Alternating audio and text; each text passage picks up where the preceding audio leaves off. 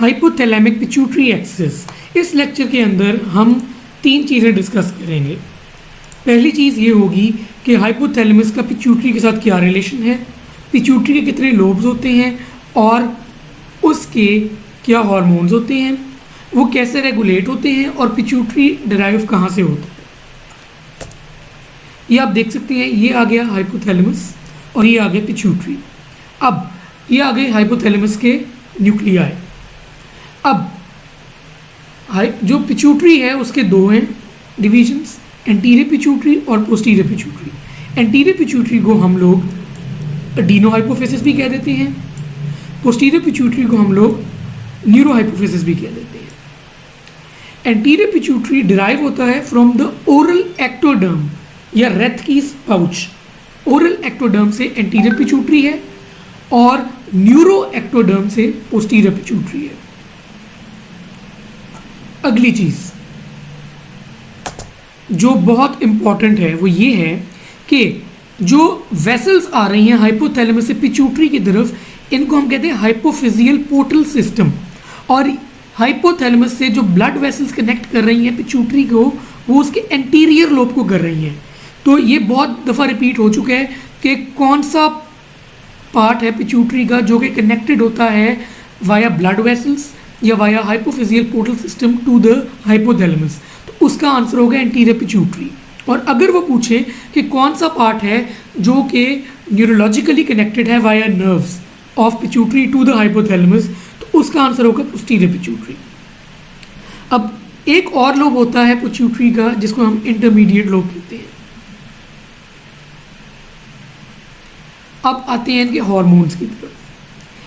Basically जो anterior pituitary है उसने जो हार्मोन्स रिलीज करने हैं उसका निमोनिक है फ्लैट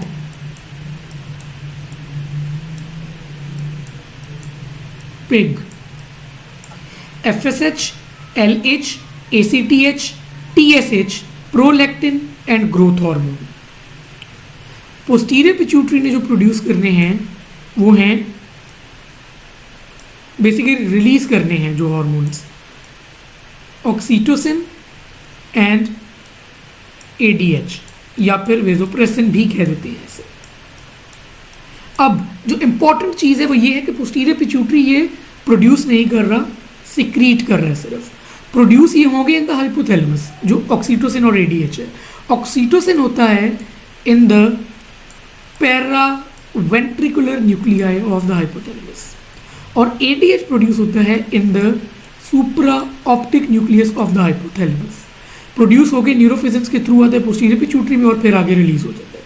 ठीक है, जो आ जाते हैं आपके बाकी हार्मोन्स जो कि हाइपोथैलेमस ने प्रोड्यूस करने हैं वो कौन से हैं।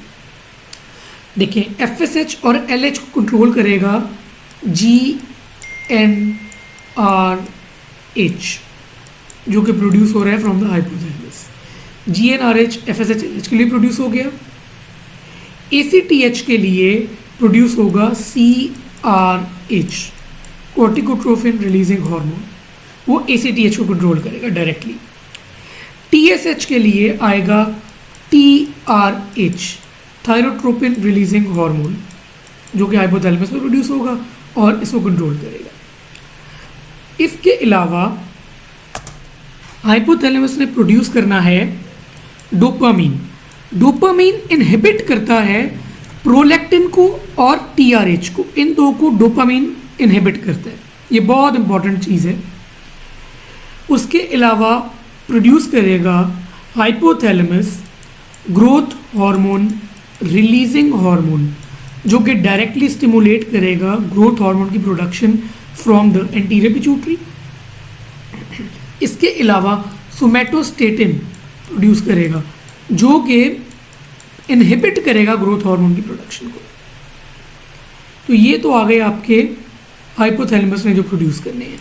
इसके अलावा एक और हार्मोन हाइपोथैलेमस प्रोड्यूस करता है, वो है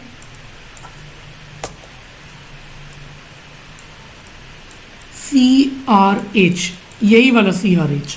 CRH को आपने इसलिए अलहदा मैंने करके लिखा है क्योंकि CRH ही डायरेक्टली स्टिमुलेट कर रहा होता है इंटरमीडिएट लोब को, और इंटरमीडिएट लोब अब क्या बनाएगा, इंटरमीडिएट लोब ने बनाना है MSH, जो कि है मेलानोट्रोपिन। अब चलते हैं आगे इसके MCQs की तरफ जो पूछे गए हैं। ये पहले हार्मोन्स देख लें आप कि वही CRH आ रहा है, उसने ACTH को, MSH को और बीटा एंडोर्फिन्स को बढ़ाना है। डोपामीन आ रहा है, उसने कम करना है प्रोलैक्टिन और TSH को। ग्रोथ हार्मोन रिलीजिंग हार्मोन है, वो ग्रोथ हार्मोन को इंक्रीज करेगा। GnRH इंक्रीज करेगा FSH और LH को। प्रोलैक्टिन जो है वो डिक्रीज करेगा GnRH को, फिर ये नेगेटिव फीडबैक के थ्रू कर रहा है। सोमेटोस्टैटिन जो है वो कम करेगा ग्रोथ हार्मोन और TSH को, और TRH जो है वो इंक्रीज करेगा TSH को। या अगर आप सिंपल वो निमोनिक याद कर लेंगे ना, फ्लैट पिग, ठीक है, तो इससे आपको बहुत आसानी हो जाएगी। ठीक है, एक और चीज़ अगर आप याद कर लें वो ये है कि प्रोलैक्टिन और ग्रोथ हार्मोन प्रोड्यूसिंग सेल्स जो हैं वो होते हैं एसिडोफिलिक। ठीक है, और जो ये 4 हार्मोन्स हैं ये जो प्रोड्यूस कर रहे हैं सेल्स वो होते हैं बेसोफिलिक। तो ये काफ़ी दफ़ा पूछा गया है कि अगर प्रोलैक्टिनोमा है या ग्रोथ हार्मोन प्रोड्यूसिंग ट्यूमर है तो उसके किस तरह की माइक्रोस्कोपिक फीचर्स होंगे, तो वो एसिडोफिलिक सेल्स होंगे। ठीक है, अब ये जो क्वेश्चंस हैं जो पूछे गए हैं कि hypothalamus is connected through hypophyseal capillaries to adenohypophysis, ये आंसर है इसका। अब कैपिलरीज है तो एडिनो हाइपोफिसिस, अगर यहाँ पे न्यूरॉन्स का जिक्र होता है या नर्वस तरीके से कनेक्टेड पूछते कि किस तरह कनेक्टेड है hypothalamus with the pituitary via neurons, तो फिर आपने उसमें न्यूरो हाइपोफिसिस चूज करना था या फिर जो कि है पोस्टीरियर पिट्यूटरी। फिर है ये वही वाली बात आ गई, secretory granules of neurophysians are present at nerve endings.